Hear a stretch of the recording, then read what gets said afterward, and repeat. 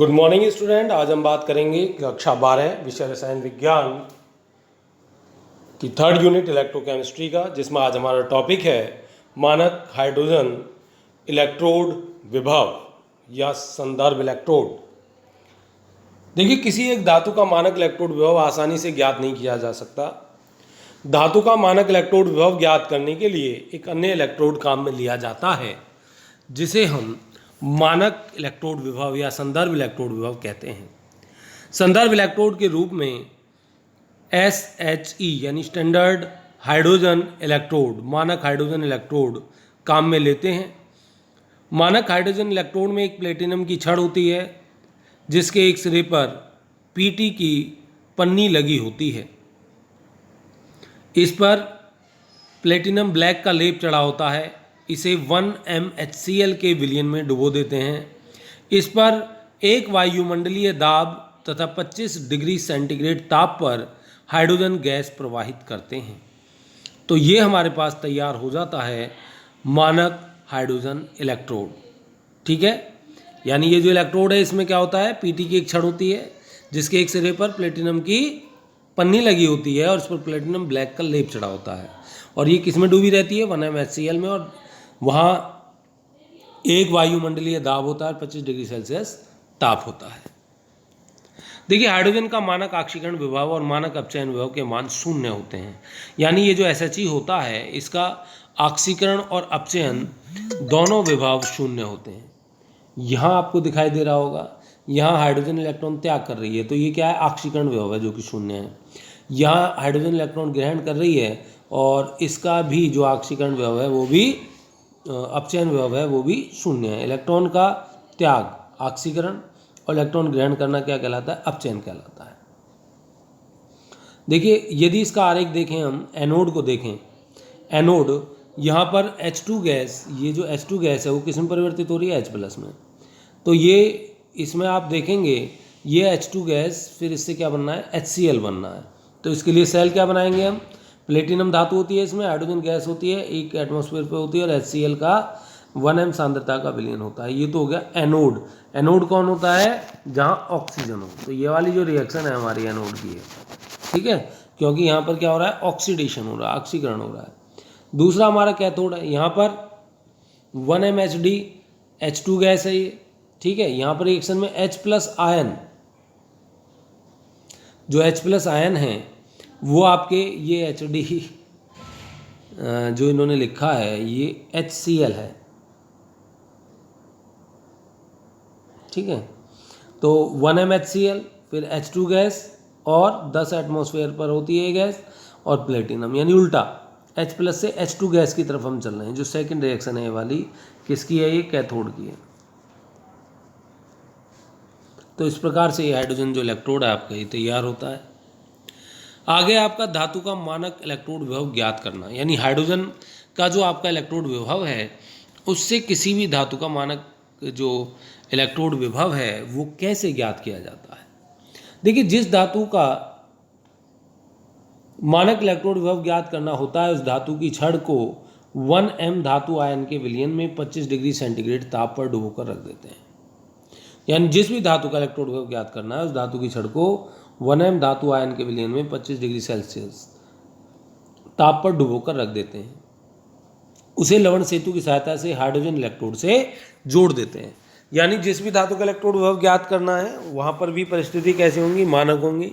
मानक परिस्थिति क्या है हमारे पास, जो आयन की सांद्रता है वो कितनी होनी चाहिए, विलयन की सांद्रता 1m होनी चाहिए, और ताप कितना होना चाहिए, 25 डिग्री सेल्सियस होना चाहिए।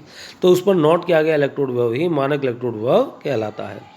तो मानक परिस्थितियों में बनाए गए सेल को मानक हाइड्रोजन इलेक्ट्रोड से जोड़ देते हैं और विभवमापी की सहायता से सेल के मानक विद्युत वाहक बल ज्ञात कर लेते हैं। ठीक है। नंबर 1, जब अज्ञात इलेक्ट्रोड एनोड के रूप में लिया जाए। अब देखिए, जो हम धातु ले रहे हैं वो इलेक्ट्रॉन का त्याग भी कर सकती है हाइड्रोजन के परिप्रेक्ष्य में, और इलेक्ट्रॉन को ग्रहण भी कर सकती है हाइड्रोजन के परिप्रेक्ष्य में। यदि इलेक्ट्रॉन का त्याग करती है हाइड्रोजन के परिप्रेक्ष्य में, तो वो ऑक्सीकरण विभव निकलेगा उसका, और यदि वो इलेक्ट्रॉन ग्रहण कर रही है हाइड्रोजन के परिप्रेक्ष्य में, तो उसका अपचयन विभव निकलेगा। तो यहाँ जैसे सबसे पहला पॉइंट है, जब अज्ञात इलेक्ट्रोड एनोड के रूप में लिया जाता है। इसमें अज्ञात इलेक्ट्रोड को मानक परिस्थितियों में SHE से जोड़ देते हैं और ई नोड सेल का विभव मापी की सहायता से हम ज्ञात कर लेते हैं। तो यहाँ हमारा ये जो एग्जाम्पल है ये क्या है, इसमें ये जो जिंक रॉड है ZnSO4 से जोड़ दी है, ये हमारे पास साल्ट ब्रिज आ गया, फिर हमने HCl और H2 और PT। तो यहाँ पर हमने देखा कि जो लेफ्ट हैंड साइड है, यानी कि जहाँ इलेक्ट्रॉन का त्याग होता है, और इलेक्ट्रॉन का त्याग किस पर होता है, एनोड पर। ठीक है, एनोड वाली साइड कौन सी, जिंक की है, और हाइड्रोजन कहाँ है, कैथोड वाली साइड है। ठीक है, तो जिंक इलेक्ट्रॉन का त्याग कर रही है हाइड्रोजन के सापेक्ष।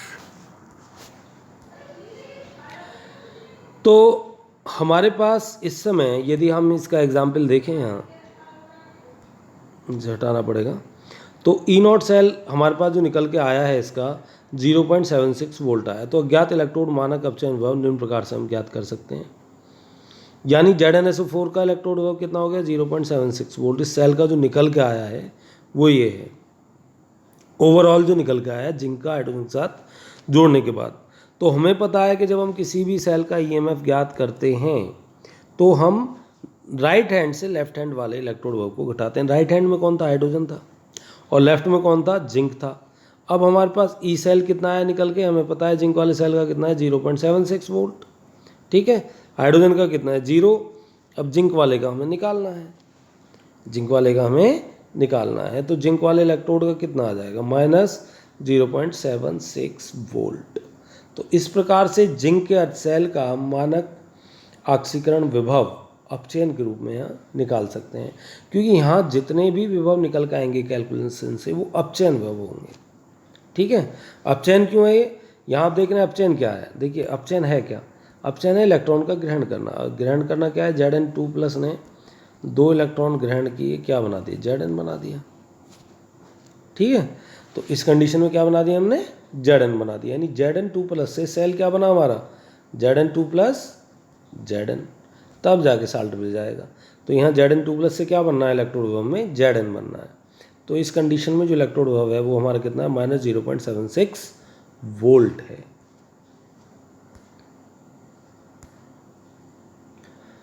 अब है हमारे पास जब अज्ञात इलेक्ट्रोड कैथोड के रूप में और अज्ञात इलेक्ट्रोड को मानक परिस्थितियों में SHE से जोड़ देते हैं तो ई नोड सेल का मान प्रयोग की सहायता से हम ज्ञात कर सकते हैं। अब हमने जो इलेक्ट्रोड लिया है वो किसके साइड में लिया है, राइट हैंड साइड में। अब हमारा हाइड्रोजन पहुंच गया लेफ्ट हैंड साइड में, यानी कैथोड जो है हमारा, अब जो इलेक्ट्रोड है वो कैथोड का काम कर रहा है। मान लीजिए सेल का ओवरऑल जो इसका इलेक्ट्रोड विभव है 0.34 वोल्ट है ये। अब इसमें हमें राइट हैंड साइड से लेफ्ट हैंड साइड का अपचयन विभव घटाना है। जब EMF सेल का निकलेगा, इससे पहले वीडियो में हम बता चुके हैं। तो हाइड्रोजन का कितना है, मान 0 है। तो यदि आप इसकी बात करोगे तो +34 और +0.34, ये इसका क्या आ जाएगा, मानक अपचयन विभव आ जाएगा, किसका, कॉपर वाले इलेक्ट्रोड का। अब यहाँ एक और इम्पोर्टेंट चीज़ है जो कि बहुत पूछी जाती है, नेरनस्ट समीकरण। देखिए किसी एक इलेक्ट्रोड की एकल परिस्थिति में जो हम इलेक्ट्रोड विभव ज्ञात करते हैं वो नेरनस्ट इक्वेशन से ज्ञात करते हैं। तो चलिए बात करते हैं एकल इलेक्ट्रोड के लिए या अर्धसेल के लिए नेरनस्ट समीकरण की।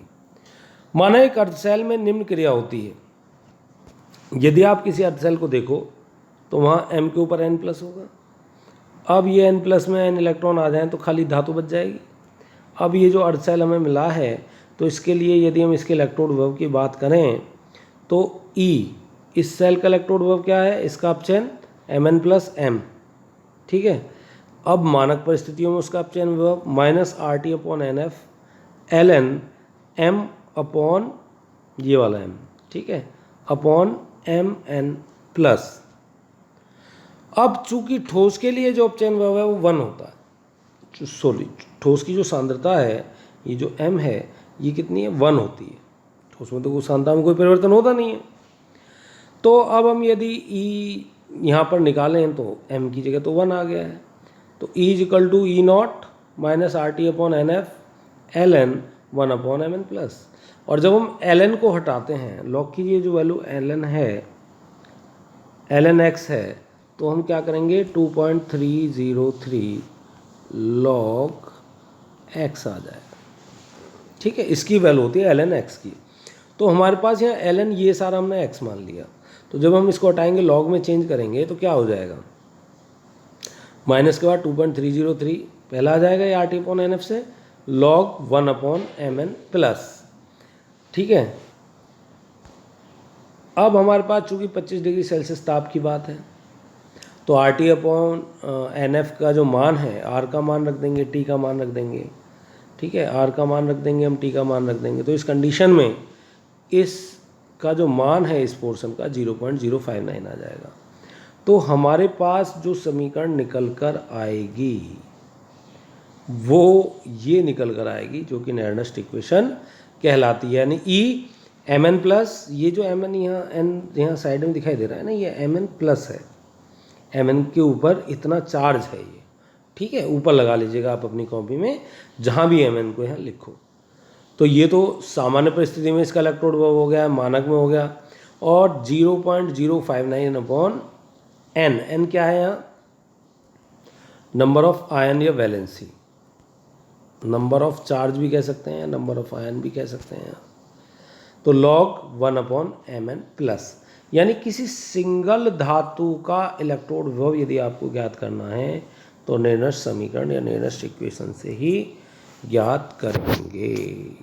ठीक है, अब इसके बाद नेक्स्ट वीडियो में मिलेंगे आपसे। तो आशा करते हैं कि आपको ये चीज़ समझ में आई होंगी। इस वीडियो को आप 2 से 3 बार ज़रूर देखें, क्योंकि ये टॉपिक ऐसे हैं जिससे न्यूमेरिकल प्रॉब्लम आपकी सॉल्व होंगी। ठीक है, और वीडियो देखने के बाद जो वीडियो है उसे लाइक करें। धन्यवाद।